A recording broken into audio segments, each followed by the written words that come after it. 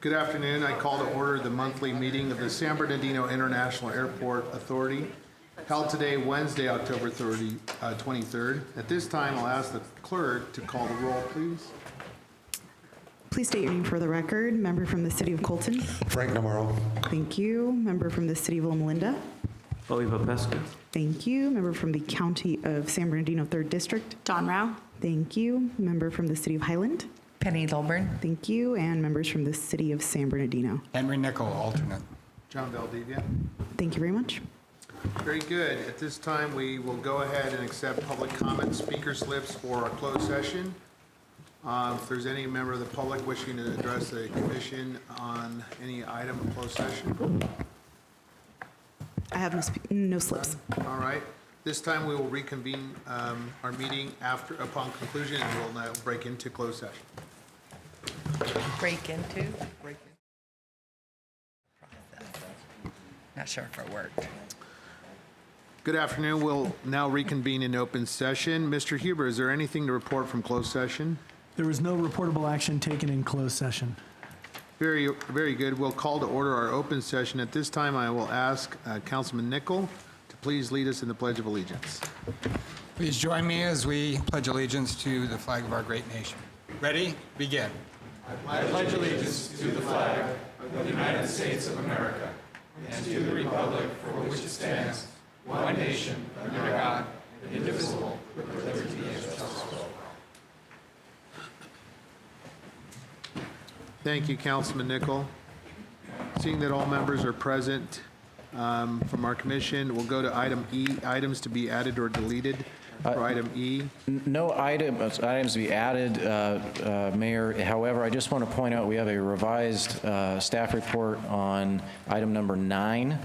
Supervisor Rao was kind enough to catch a typo in the fiscal impact, and that has been corrected for your review. That would be the only issue. Very good. Moving on to item number F, conflict of interest. Are there any members of the commission that need to disclose a conflict of interest? Any members? Seeing none, moving on to item G, informational items. Mr. Burrows. So I'm going to fast forward to a very, very busy individual. Her name is Kat Pritchett, and she's got a couple of important updates for you. So, Kat, if you would. Thank you. Good afternoon. An update on the personnel side of the house. We are still underway for both the Director of Finance and the Director of Business Development. Although we have great candidates for both of these positions, no formal offers have been made at this time. So we will keep the commission updated as we make progress on those positions. But I am happy to answer any questions from the commission. Did you say we've made a formal offer? We have not. We have not, okay. Correct. Are there any other questions? Okay, moving on to SBD Fest. Jennifer, if you wouldn't mind putting up the PowerPoint. We are 9 days away from SBD Fest 2019, which will commence next Friday with the VIP party in our terminal and Saturday, Sunday at our traditional show footprint down on the east side of the airport. Next slide. We are very proud to have continued military support this year coming in from the March Air Reserve Base. We do have the C-17 flyover and a static display, and also 2 F-18s and an MH-60S helicopter coming down from China Lake from the Naval Base. Yesterday, at about, I guess it's been about 24 hours from right now, we did receive a call from the United States Marine Corps down in Yuma, Arizona, and they have decided to pull the Harrier AV-8B demonstration from the air show this year. So it's unfortunate that we will not be able to present the Harrier, but we are working with a replacement jet to come in and fly in its place. So it won't be impacting our show as far as timing, but we will not have the Marine Corps representation this year. Next slide. The aerial performers are very exciting this year. We are returning with the Patriots jet team. Again, we have John Culver returning and our local tenant, the Tumbling Bear. In addition, the Red Bull Air Force is joining us again with Aaron Fitzgerald and his acrobatic helicopter and a team called the Flying Squirrels. New to the air show this year is a Yak 110. It's a dual fuselage jet that has performed in a number of the larger shows throughout the country this year. So that was sponsored by the San Manuel Band of Mission Indians, and we're very proud to have that jet here with us this year. Next slide. In addition to the aerial acts, we do have a great land show this year, continuing for its 5th year, is the car show hosted by the Over the Hill Gang. In addition, we have a Harley-Davidson motorcycle run sponsored and promoted by Quaid Loma Linda here in town. In addition to the ground, we have the Lucha Libre wrestlers on Sunday, as well as the Red Bull Moto Stunt Team, which is actually, it's been promoted as a BMX event, but it's actually a moto dirt bike event this year. The award-winning Boeing 737 concert stage will again be decorated and lit up for Saturday and Sunday. We have the band The Expendables presenting as the headliner on Saturday, and Tieta joining us again on Sunday.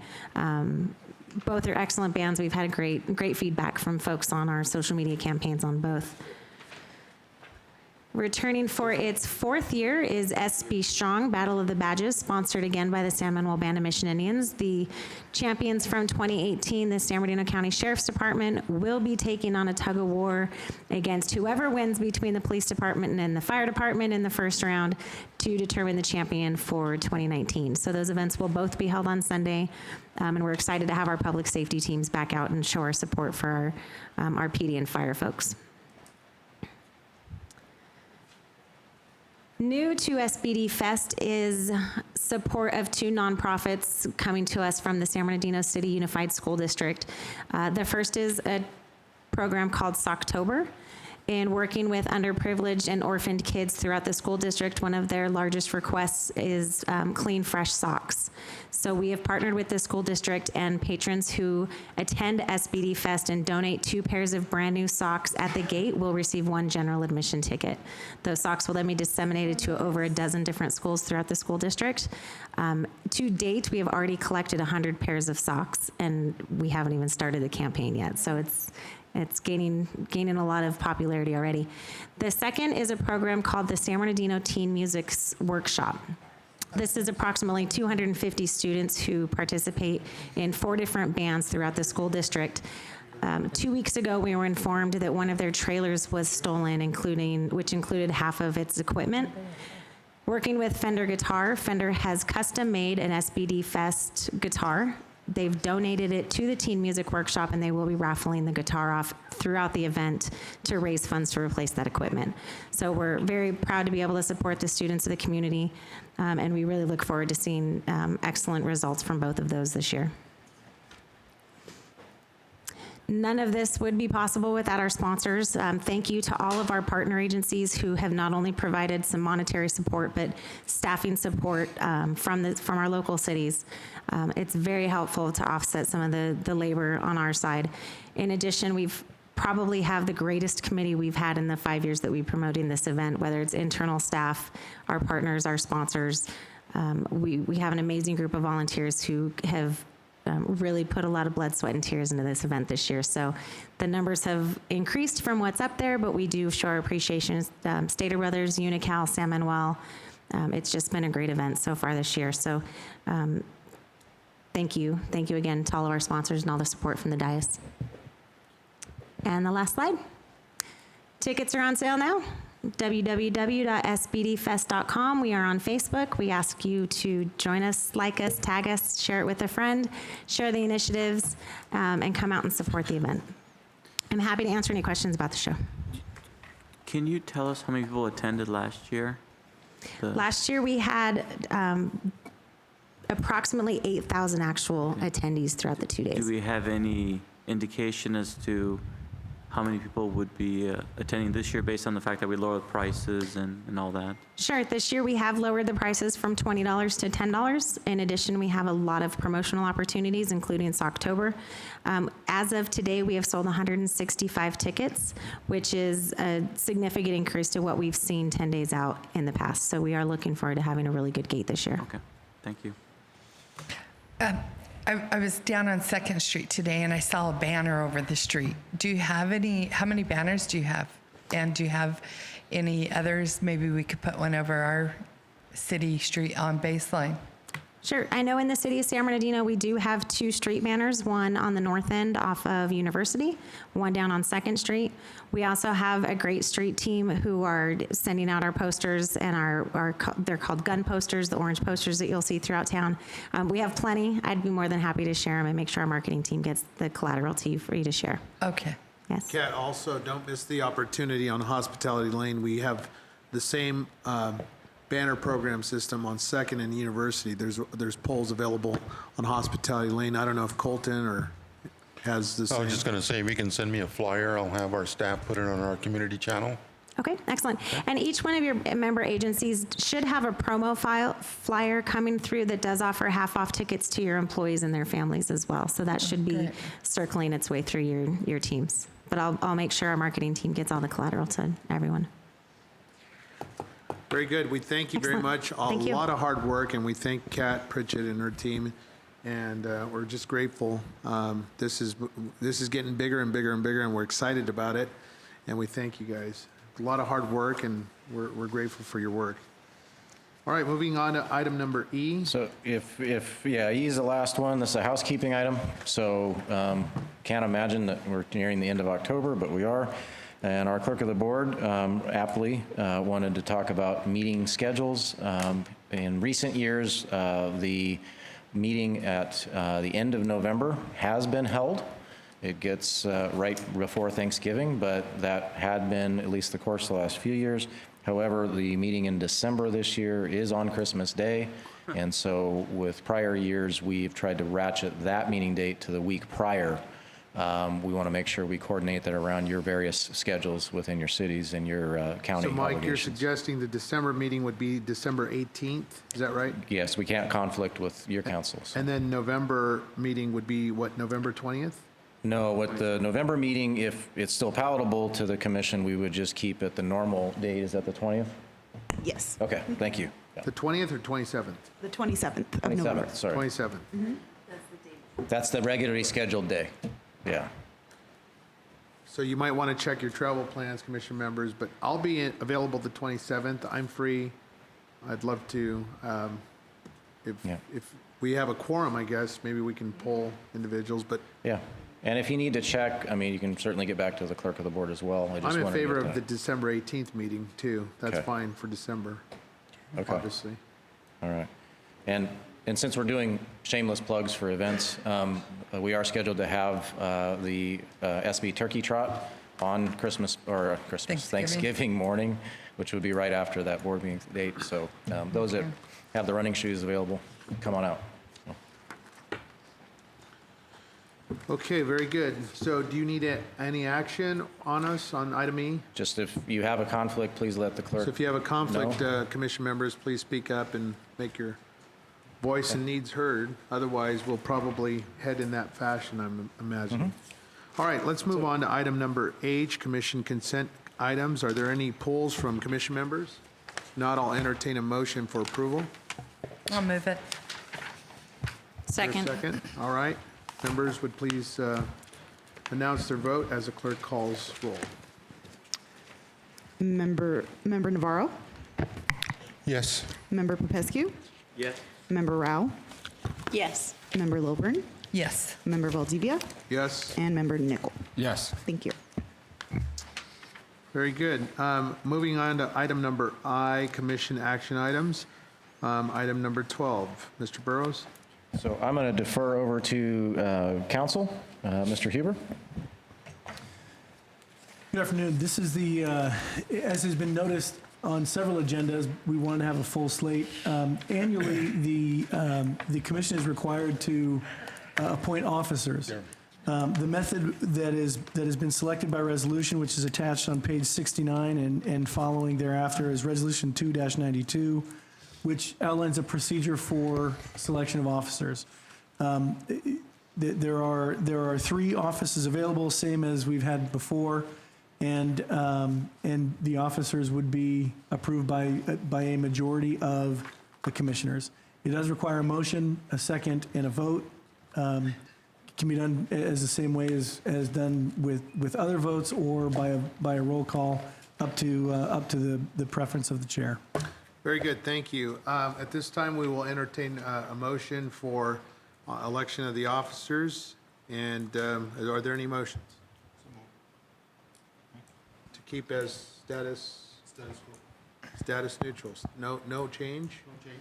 So that would be no change on the roster. Are there any questions, comments? I'll second that motion. Okay, are there any questions or comments? If not, we'll cast our vote via roll call. Ms. Clerk. So the motion is to keep the current slate of officers as is. Mayor Valdivia remaining president, Member Popescu remaining vice president, and Mayor Lilburn remaining secretary. The motion was made by Navarro and seconded by Nickel.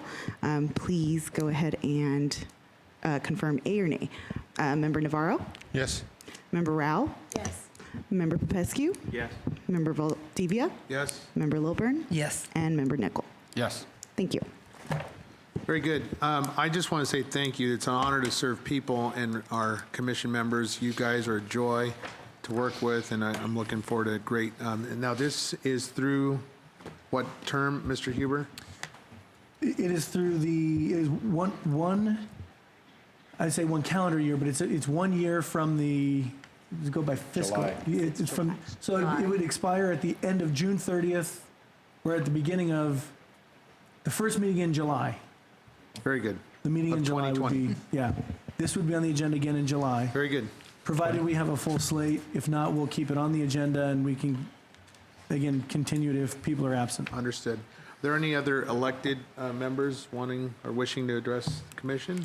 No? Very good. Well, thank you again for your confidence, commission members. We appreciate it. Moving on to item number 13, Ms. Pritchett. An update on our policies and procedures. Thank you again. In October of each year, the commission is presented with updates to agency policies and procedures to update the governing body on changes that might modify any of the day-to-day operations of the agency. In prior years, we have buried you with every red line change that we have made throughout the year. 2019 has been somewhat of an anomaly in that we really didn't make a lot of significant changes to our policies. During the past 12 months, we have made alterations to a few just to ensure that they are consistent with practices and with regulatory requirements. However, none were substantial enough to warrant review by legal counsel or changes to our operations. Just to mention a few honorable mentions here on the next slide. Some of the policies that we did have some changes to, and we're all happy to answer questions on any of them. Personnel, we made adjustments that are consistent to the ever-changing state and federal regulations, and to ensure that our policies are consistent with our practices. IT, we had minor edits and a modernization to the IT disaster recovery plan. In regard to surplus property, we did overhaul the policy to clarify how the agency disposes of equipment and property. And last but not least, there were some clarifications to procedures regarding revenue control in the badging office, which has seen a significant increase in activity over the past year for folks accessing our airfield with UPS and FedEx operations. Electronic policies and procedure documents are always accessible to all SBIAA employees throughout shared access drives. Any significant modifications are shared through memo, and copies are always available in the clerk of the board and the administrative services office. If any of our commissioners would like to see copies of any of our policies, they're available at any time. I'm happy to answer any questions. And so that concludes my Very good. report. Thank you very much. Item number 14 is a presentation by Mr. Gibbs, the approved form of agreement with UPS. Thank you, Mayor. This item is for a 2-year agreement with UPS, United Parcel Service, and it's for hangar 695, which is the midfield hangar. It's located immediately east of the domestic terminal on the airfield. It's a hangar that UPS currently occupies, and it includes consolidation of several smaller agreements, and that includes 1 acre of the kind of darkened field that you see on the east of the exhibit that's overhead. and also a guard shack at the main cargo entrance off of Tippecanoe. So it consolidates those three agreements and updates the existing agreement to account for CPI adjustments, and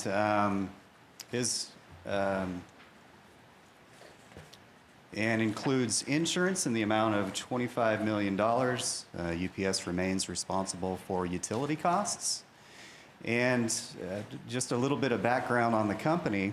Of course, they're based in Louisville, Kentucky. They're the world's third largest airline and have grown quickly at the airport, bringing San Bernardino into some of the ranks with the busier cargo airports in the country. In fact, in 2017, largely due to the UPS activity, San Bernardino was ranked as the third fastest growing airport in the country.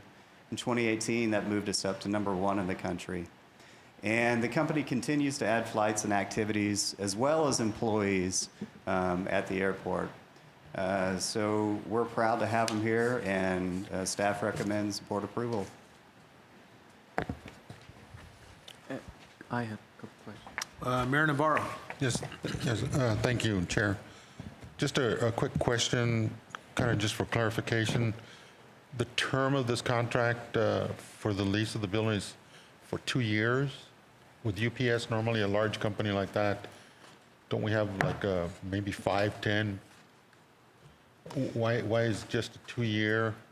So UPS has been growing very quickly, and consistent with their growth strategy, they are maxing out of this facility.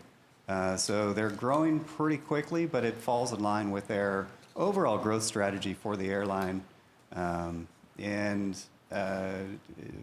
They're moving a lot of cargo through that building. It's fairly constrained, but they're keeping their options open for, future growth. So is that an indicator that they may not be with us after a while? I don't think that's going to be the case. They've made us, again, the fastest growing airport in the country, and that was in 2018. So their activity has more than doubled in 2019. That's a good question. It's a matter of constraints and what they're going to need to do in order to accommodate their future growth at San Bernardino. So are we going to be renegotiating this to maybe to a larger building, adding to the existing if we can? It'll give the commission a chance to address their future growth in a very short term, so within the next 2 years. Okay. And to provide some context on that, we were actually very surprised in the first agreement with them because that actually came with a very substantial capital investment on their side, a little bit north of $3 million. And they said, no, we want a 2-year agreement. Part of that's network-based because with cargo, the physical plan of the building is very important, but it has to tie back to what we call the mothership, and there's a network solutions approach to that. So as we've said many times, we're very proud with UPS and FedEx here, but they operate differently. They're different companies. Okay. Thank you. I remember before they moved in, we spent, maybe a couple million, $3 million on doing some improvements to that hangar. Remind me, was some of that amortized into the lease or no? It was in the initial term. So from our standpoint, we've made essentially our investment back. I believe with the growth they've been able to get in their side operationally, they can justify that internally. So that was for 3 years or 2 years? It's 2.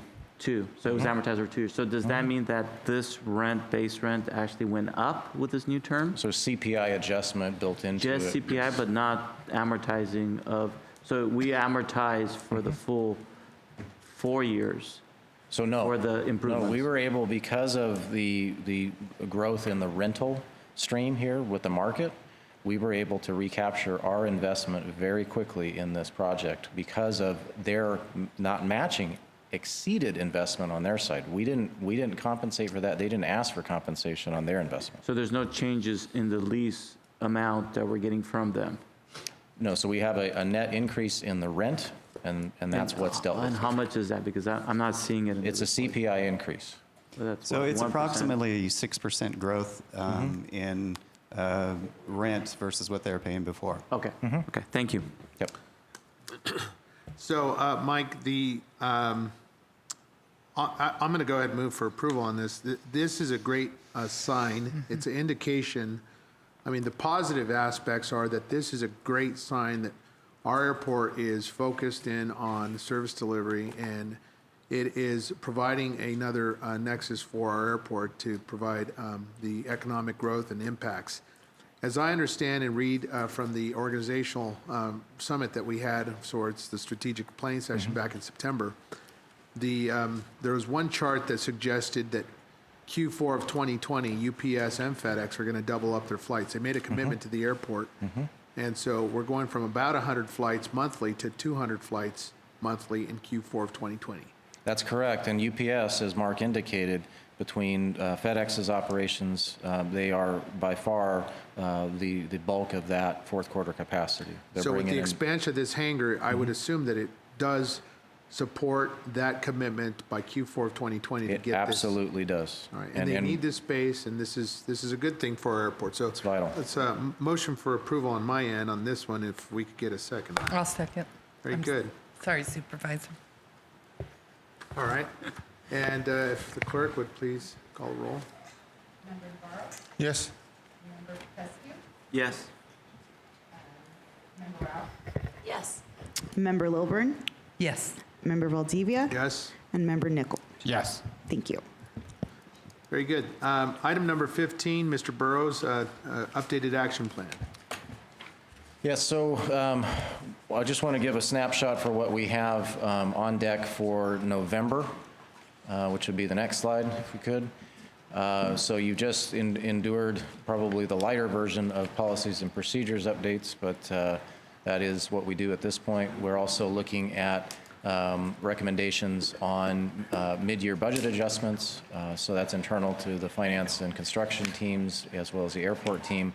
Next meeting, we hope to bring back a snapshot of where we're at in trying to align those business plan priorities that you all have given us and putting out some proposed connections with financial and human capital and some targets to start achieving those results. So that's lots to do between now and next meeting, but we're hard at work on that and hope to have that in front of you. Our audit work is actually underway right after Air Show on the airport side for the annual audit, and Alka and her team are bracing for that, but excited to support Air Show first. So that's what we got headed towards the end of the calendar year. That concludes my report. Thank you very much. Are there any questions? All right, very good. Item J, I think we're okay. At this time, we will accept any public comments. If there's any member of the public who wishes to address the commission, we ask that you please submit your speaker slip now. Ms. Ferris, any comments? I have no speaker slips. All right, very good. Item number L, commission member comments. Any comments from the commissions? If I could quickly. Yeah, just a general comment on the consent items. I know there was some backup that I was hoping to see on some of these contracts. Maybe in the future, if there's some way we can ensure that we get some kind of report back from these consultants so we can ensure that they're doing the work that we're paying them to do. It was pretty light on backup. So Certainly. Well, we can do that. thank you. I just want to make a comment that I appreciate the hard work that the staff put in and the well-attended Chinese show that we had last week. You guys did a great job, so it was nice to be a part of that. And Kat, I'm looking forward to another successful air show. I know you put in a lot of work, so thanks. I too want to share and echo the great work that our staff is doing here. Mike Burrows and Mark Gibbs, they're my sidekicks when we travel, and we have done some traveling to both Mexico City and to the trip to Shanghai. The seeds are being planted, folks, and that's what we want to convey to the public, is that your commissioners, your members here are very focused in on prioritization of what's next for our airport.